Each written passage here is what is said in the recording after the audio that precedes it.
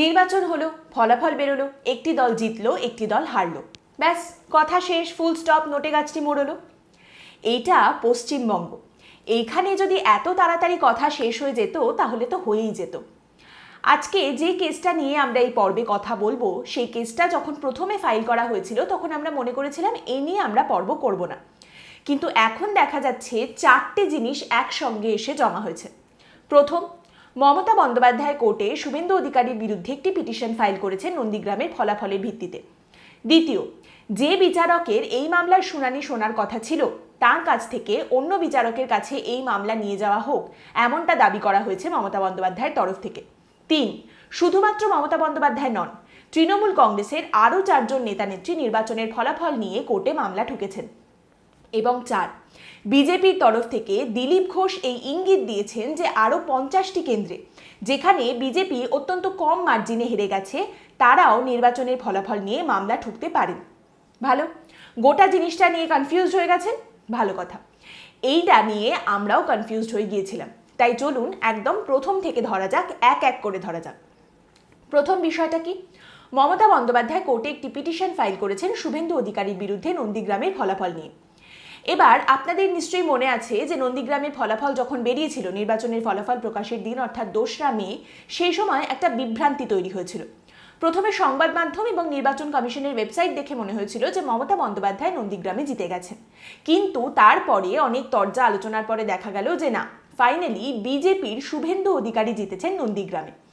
এই ফলাফল ঘোষণা হওয়ার পরে তৃণমূল কংগ্রেসের তরফ থেকে এই কেন্দ্রে পুনর্গণনার দাবি করা হয়, কিন্তু সেই দাবি খারিজ করে দিয়ে নির্বাচন কমিশন জানিয়ে দেয় যে না, ফাইনাল ফলাফল এটাই যে নন্দীগ্রামে বিজেপির শুভেন্দু অধিকারী জয়লাভ করেছেন।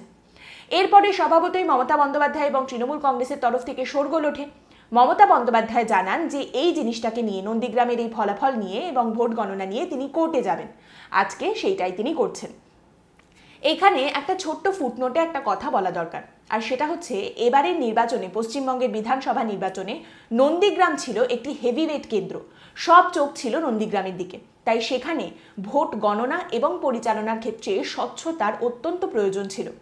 আপনাদের নিশ্চয়ই মনে আছে একটা নাটকীয় মুহূর্ত, যেখানে নির্বাচনের সময় নন্দীগ্রামের নির্বাচনের দিন দেখা গিয়েছিল যে একজন দায়িত্বপ্রাপ্ত অফিসার মুখ্যমন্ত্রীকে তার উর্দি দেখিয়ে বলছেন এই উর্দিতে কোনো দাগ নেব না, কিন্তু দিনের শেষে নন্দীগ্রামে এই ভোট পরিচালনা, গণনা, কে জিতেছে কে জেতেনি, সমস্ত কিছু মিলিয়ে এমন একটা পরিস্থিতি তৈরি হলো, এমন একটা অপ্রীতিকর পরিস্থিতি তৈরি হলো যেটা যে কোনো নির্বাচনী প্রণালীতে একেবারেই কাম্য নয়। যাই হোক, এই গোটা জিনিসটা যখন চলছিল তখন মমতা বন্দ্যোপাধ্যায় একটি টেক্সট মেসেজ সামনে নিয়ে আসেন এবং সেইটা দেখিয়ে তিনি দাবি করেন যে নন্দীগ্রামে যিনি রিটার্নিং অফিসার ছিলেন তাকে গান পয়েন্টে তার উপরে চাপ সৃষ্টি করা হয়েছে। এই দাবির সততা কি সেটা কারুর জানা নেই। মমতা বন্দ্যোপাধ্যায় এই টেক্সট মেসেজ দেখিয়ে দাবি করেছিলেন, সংবাদ মাধ্যমের তরফ থেকে সেটা সম্প্রচার করা হয়েছিল। সেখানেই শুরু, সেখানেই শেষ। এবার এই মামলাটা চলাকালীন মমতা বন্দ্যোপাধ্যায়ের তরফ থেকে এই টেক্সট মেসেজকে প্রমাণ হিসেবে কোর্টে পেশ করা হবে কিনা, কোর্টের তরফ থেকে এই টেক্সট মেসেজকে একটি এভিডেন্স বা প্রমাণ হিসেবে মান্যতা দেওয়া হবে কিনা, সেটা অবশ্যই দেখার বিষয়। এবার এই টেক্সট মেসেজ দেখানোর পরেও কিন্তু মমতা বন্দ্যোপাধ্যায় বলেছিলেন যে তিনি এই বিষয়টাকে নিয়ে কোর্টে যাবেন, তাই তিনি গেছেন। এই মামলার শুনানি হওয়ার কথা ছিল 18ই জুন, কিন্তু সেই দিন শুনানি হয়নি, সেই কথায় পরে আসছি। কিন্তু তার আগে মমতা বন্দ্যোপাধ্যায় যে পিটিশন ফাইল করেছেন সেখানে কি লেখা আছে সেটা একটু জেনে নেওয়া দরকার। আমরা গোটা পিটিশনটা তর্জমা করছি না, সেটা আপনারা স্ক্রিনে দেখতে পাবেন। এই পিটিশনটাতে মমতা বন্দ্যোপাধ্যায় যে কথাটা বলেছেন সেটা হচ্ছে, শুভেন্দু অধিকারী ঘুষ দিয়েছেন ভোট পাওয়ার জন্য, ধর্মের নামে ভোট পাওয়ার চেষ্টা করেছেন, সরকারি কর্মচারীদের সাহায্য নিয়েছেন এবং তাদেরকে ব্যবহার করেছেন নির্বাচন প্রণালী, নির্বাচন যে প্রক্রিয়া সেটাকে নিজের অনুকূলে আনার জন্য এবং বুথ ক্যাপচার করার জন্য। এবার এই পিটিশনের একদম প্রথমে যে ঘুষ এবং বুথ ক্যাপচারিংয়ের কথা বলা হয়েছে তার কি প্রমাণ মমতা বন্দ্যোপাধ্যায়ের তরফে রয়েছে সেটা অবশ্যই শুনানি চলাকালীন আমরা দেখতে পাবো। কিন্তু এখানে ধর্মীয় মেরুকরণের চেষ্টা শুভেন্দু অধিকারী করেছেন, এই যে দাবিটা করা হয়েছে, এই অভিযোগ করা হয়েছে, এইটা কিন্তু ওয়েল ডকুমেন্টেড। নির্বাচনের সময় এইরকম মন্তব্য আমরা বহু নেতা নেত্রীদের মুখে শুনেছিলাম। শুভেন্দু অধিকারীও নন্দীগ্রামের মাটিতে দাঁড়িয়ে বেশ কিছু কথা বলেছিলেন, যেগুলো অনেকেরই পছন্দ হতে পারে, অনেকের না পছন্দ হতে পারে, কিন্তু একটা বিষয় নিশ্চিত, সেই মন্তব্য এবং বক্তব্যগুলি কিন্তু কোড অফ কন্ডাক্টের বিরুদ্ধে। যেমন শুভেন্দু অধিকারী বলেছিলেন তিনি বাংলার মেয়ে নন, বাংলাদেশি অনুপ্রবেশকারীদের ফুফু, রোহিঙ্গাদের খালা। এর সঙ্গে তিনি এই কথাও বলেছিলেন যে এখানে জায়গায় জায়গায় মিনি পাকিস্তান তৈরি করেছে। ক্রিকেটে পাকিস্তান জিতলে সেখানে বোমা ফাটানো হয়, মিষ্টি বিতরণ করা হয়। এর জন্য শুভেন্দু অধিকারীর বিরুদ্ধে সেই সময় কোনো রকম অ্যাকশন নেওয়া হয়নি। এরপরে নেওয়া হবে কি হবে না সেটা অবশ্যই দেখার বিষয়। তারই সঙ্গে এই পিটিশনে আরও যে কথাগুলি লেখা হয়েছে মমতা বন্দ্যোপাধ্যায়ের তরফ থেকে ফাইল করা এই পিটিশনে, সেটা হচ্ছে নন্দীগ্রামের ভোট গণনায় ভুল ছিল। ভোটের ফলাফল বেরোনোর পরে তৃণমূল কংগ্রেসের তরফ থেকে পুনর্গণনার দাবি করা হয়, কিন্তু নির্বাচন কমিশন সেই দাবি একেবারে খারিজ করে দেয় এবং একচেটিয়াভাবে শুভেন্দু অধিকারীর তরফে গিয়ে রেজাল্ট ডিক্লেয়ার করা হয়। সেই জন্যে শুভেন্দু অধিকারীর এই জয়কে নস্যাৎ করে দেওয়ার পিছনে অনেকগুলি কারণ রয়েছে, সেইটাই যেন কোর্টের তরফ থেকে করা হয়। তারই সঙ্গে এই পিটিশনে আরও একটা কথা বলা হয়েছে, সেটা হলো নন্দীগ্রামের গোটা এই ভোট যে প্রণালীটা হয়েছে, গোটা নির্বাচন, সেইটাকেই নস্যাৎ করে দেওয়া হোক, অর্থাৎ পরবর্তীকালে নন্দীগ্রামে আরও একবার নির্বাচন হোক, এই দাবিও তোলা যেতে পারে। এইবার আসি দ্বিতীয় বিষয়। দ্বিতীয় বিষয় হলো, প্রথমে এই মামলার শুনানি যে বিচারকের শোনার কথা ছিল তার কাছ থেকে এই মামলাকে অন্য বিচারকের কাছে নিয়ে যাওয়া হোক, এমন দাবি করা হয়েছে মমতা বন্দ্যোপাধ্যায়ের তরফ থেকে। প্রথমে যেটা বললাম যে এই মামলার শুনানি প্রথম হওয়ার কথা ছিল 18 জুন, কিন্তু পরবর্তীকালে জানানো হয় যে এই মামলার প্রথম শুনানির ডেট হচ্ছে 24 জুন। কিন্তু 18 জুন সন্ধে থেকে একটা নতুন তরজা শুরু হয়। মমতা বন্দ্যোপাধ্যায় ভার্সেস শুভেন্দু অধিকারীর এই যে মামলা, সেটা যে বিচারকের শোনার কথা ছিল, বিচারক কৌশিক চন্দ, মমতা বন্দ্যোপাধ্যায়ের তরফ থেকে জানানো হয় যে কৌশিক চন্দ হলেন বিজেপির সদস্য এবং সেক্ষেত্রে তিনি এই মামলা নিরপেক্ষভাবে শোনার অবস্থায় নেই। তাই এই মামলাকে বিচারক কৌশিক চন্দ্রর বেঞ্চ থেকে অন্য কোনো বিচারকের বেঞ্চের সামনে নিয়ে যাওয়া হোক।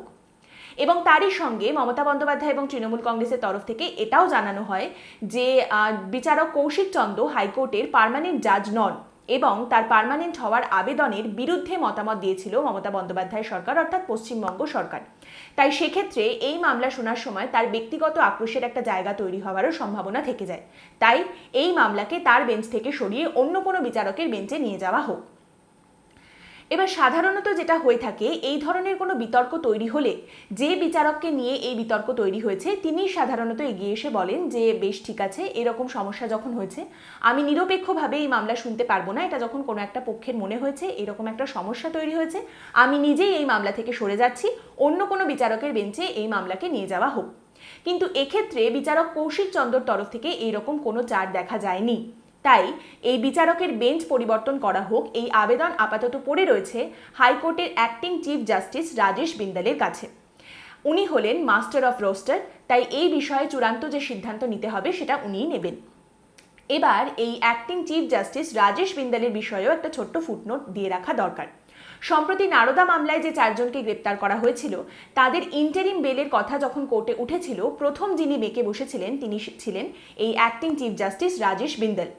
এবং তারই সঙ্গে পশ্চিমবঙ্গ সরকারের ভোট পরবর্তী হিংসা মামলায় পুনর্বিবেচনার আর্জি জানানোর পরে রাজ্য সরকারকে তীব্র ভর্ৎসনা করেন acting chief justice Rajesh Bindal.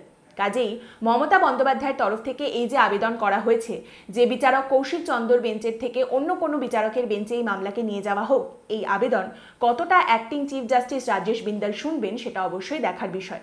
আর যদি এই আর্জি বা এই অনুরোধ না মানা হয় তাহলে কি হবে? আবারও একটা আইনি জটিলতা সৃষ্টি হবে।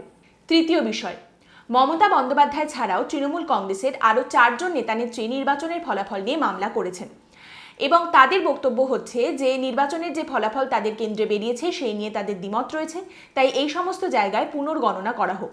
আর এই 4 নেতানেত্রী হলেন আলোরানী সরকার, শান্তিরাম মাহাতো, সংগ্রাম কুমার দলুই এবং মানস মজুমদার। তারা এই যে দাবিটা করেছেন যে পুনর্গণনা করতে হবে, এর পিছনে যে কারণগুলি তারা দিয়েছেন সেগুলি হচ্ছে এই 4টি জায়গায় যে বিজেপির প্রার্থীরা জিতেছেন তারা নির্বাচন কমিশনকে ভুয়ো তথ্য দিয়েছে।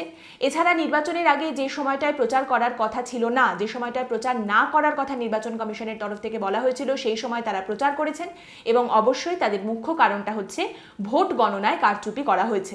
সেই কারণে তারা মামলা করেছেন পুনর্গণনার দাবি নিয়ে। এবার এইখানে একটা কথা অত্যন্ত গুরুত্বপূর্ণ, এই 4 জনেই কিন্তু এই দাবিটা অনেকদিন আগে করেছেন, মামলাটা অনেকদিন আগে করেছেন, তার হিয়ারিং বা শুনানিটা এখন হবে। এই সময়ের কথাটা এখানে বলে দিলাম কারণ নির্বাচন কমিশনের একটা নিয়ম আছে এই সময় নিয়ে, যেটা পরবর্তী বিষয়ের ক্ষেত্রে একটি মুখ্য বিষয় হয়ে দাঁড়াবে। 4 নম্বর বিষয় হচ্ছে বিজেপির তরফ থেকে দিলীপ ঘোষ বলেছেন যে 50টি কেন্দ্রে যেখানে বিজেপির প্রার্থীরা পশ্চিমবঙ্গে অত্যন্ত কম মার্জিনে হেরেছেন সেইখানকার ফলাফল নিয়ে তারা কোর্টে যাবেন, মামলা করবেন, কিভাবে কি করা যেতে পারে সেটা তারা দেখবেন।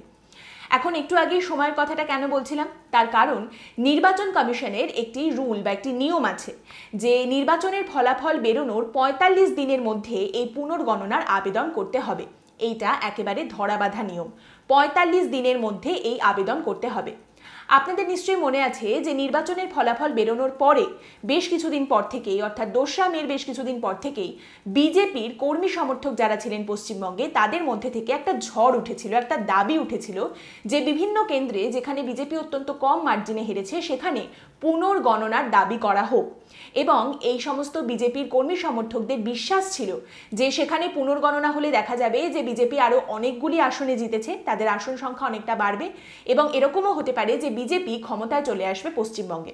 কিন্তু সেই সময় বঙ্গ বিজেপির যে নেতৃত্ব ছিল তারা কিন্তু এই বিষয়টা নিয়ে খুব একটা এগোয়নি। কর্মী সমর্থকদের মধ্যে থেকে এই দাবি উঠে আসলেও বিজেপির যে নেতা নেত্রীরা ছিলেন পশ্চিমবঙ্গে তারা এই বিষয়টা নিয়ে খুব একটা কোনো চাড় দেখাননি, তারা কিন্তু এটা নিয়ে এগোননি। এবং তারই সঙ্গে গোটা নির্বাচন প্রক্রিয়া চলাকালীন বিজেপির নেতানেত্রীরা বারংবার এই কথাটা বলেছেন যে নির্বাচন কমিশন যেভাবে গোটা জিনিসটার পরিচালনা করছেন তাতে তারা অত্যন্ত সন্তুষ্ট, নির্বাচন কমিশনকে নিয়ে কিংবা এই গোটা নির্বাচনী প্রণালী নিয়ে তাদের কোনো অভিযোগ নেই। এখন দিলীপ ঘোষ মহাশয় বলছেন একটা দুটো নয়, 50টি কেন্দ্রে যে ফলাফল বেরিয়েছে তার নিয়ে তারা সন্তুষ্ট নন এবং সেই নিয়ে তারা কোর্টে যাবেন। কিভাবে কি করা যায় তারা দেখবেন, কি করে কোর্টের দ্বারস্থ হওয়া যায় সেটা তারা দেখবেন। কিন্তু এই জিনিসটা সত্যি সত্যি বাস্তবে হবে কিনা তার পিছনে কিন্তু অনেকগুলো প্রশ্ন রয়েছে। এটা না হওয়ার সম্ভাবনাটাই বেশি।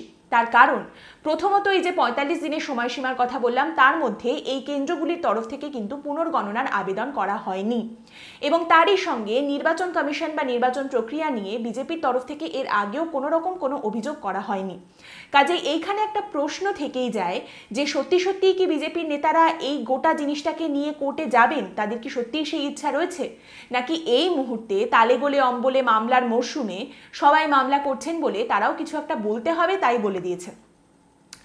তারই সঙ্গে একদম শেষে যে কথাটা বলবো, এখানে আরও একটি প্রশ্ন রয়েছে আর সেই প্রশ্নটা হচ্ছে মমতা বন্দ্যোপাধ্যায়ের হাতে ধীরে ধীরে কিন্তু সময় কমে আসছে। তিনি নিজে নির্বাচনে জিততে পারেননি, তিনি নিজে বিধায়ক নন, কিন্তু তারপরেও তিনি মুখ্যমন্ত্রী পদে শপথ গ্রহণ করেছেন। তার হাতে 6 মাস সময় রয়েছে যার মধ্যে কিন্তু তাকে উপনির্বাচনে জিতে বা বিধান পরিষদের সদস্য হয়ে ফিরে আসতে হবে। আর সেটা যদি এই সময়সীমার মধ্যে তিনি না করতে পারেন তাকে অল্প সময়ের জন্য হলেও মুখ্যমন্ত্রী পদ ছাড়তে হবে এবং পুনরায় তারপরে আরও একবার শপথ গ্রহণ করতে হতে পারে এবং সেইটা মমতা বন্দ্যোপাধ্যায়ের জন্য অত্যন্ত লজ্জাজনক হতে পারে। তাই কি মমতা বন্দ্যোপাধ্যায় এই মামলাটা করেছেন যাতে মামলার ফলাফলটা তার দিকে যায় এবং তাকে মুখ্যমন্ত্রীর পদটা ছাড়তে না হয়। এইখানে একটা বিষয় যেটা মাথায় রাখতে হবে সেটা হচ্ছে নির্বাচনের ফলাফল নিয়ে এই যে মামলাগুলি হয় তার যে রায় বেরোয় সেটা পেতে পেতে কিন্তু বছর ঘুরে যাওয়ার সম্ভাবনা রয়েছে। কাজেই এই কারণে মমতা বন্দ্যোপাধ্যায় এটা করেছেন বলে মনে হয় না।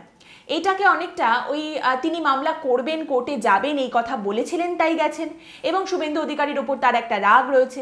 কাজেই শুভেন্দু অধিকারীকে যদি একটু বিপাকে ফেলার একটা কোনো সম্ভাবনা থাকে তাহলে সেটা কেন ফেলবো না, এইরকম একটা ইকুয়েশন হিসেবে ধরতে পারেন। দিনের শেষে সত্যিটা এটাই যে পশ্চিমবঙ্গে এই মুহূর্তে ঘটনার ঘনঘটা চলছে এবং চলবে। সবে কলির সন্ধে, এরপরে দেখুন কি হয়। আজকের এই পর্ব সম্পর্কে আপনাদের মতামত কমেন্টের মাধ্যমে আমাদেরকে অবশ্যই জানাবেন। পরের দিন দেখা হবে অন্য একটি বিষয় নিয়ে আলোচনায়। ভালো থাকবেন।